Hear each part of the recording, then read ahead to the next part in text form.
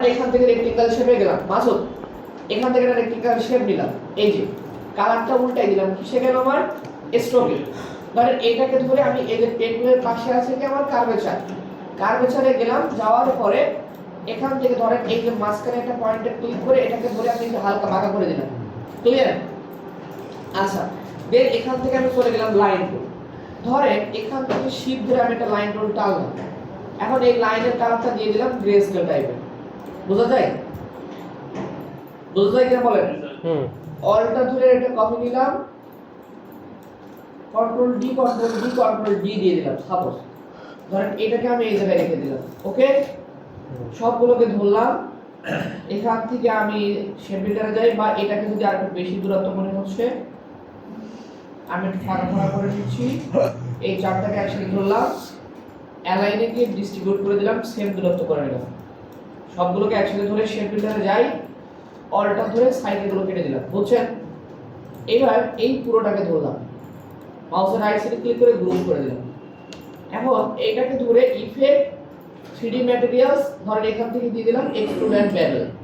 এখন এখানে কি হয়েছে দেখেন, একটা বুক আইকন কিন্তু আমার সামনে এবার চলে আসছে। এখন আসার পরে দেখেন আমি যদি এখান থেকে ডেপথটা একটু বড় করে দিই, এই ডেপথটা আমি একটু বড় করে দিলাম, এই ধরেন এটাকে কেটে দিলাম। আপনি যদি চান এটাকে এখান থেকে এভাবে একটু ঘুরিয়েও দেখতে পারেন।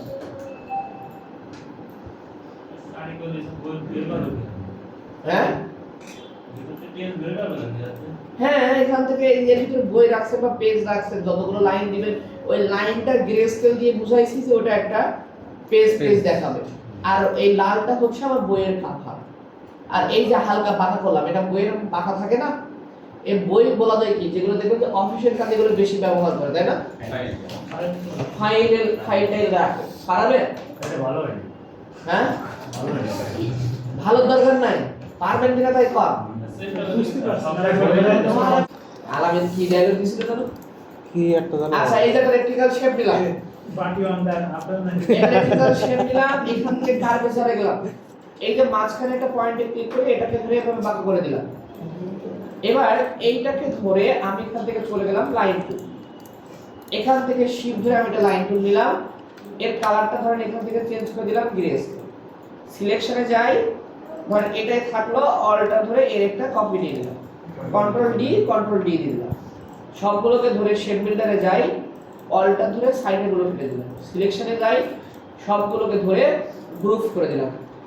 এইটাকে ধরে চলে গেলাম effect 3D materials extrude and bevel, এখান থেকে ডেপথটা একটু বড় করে দিবেন, এই যে হয়ে গিয়েছে।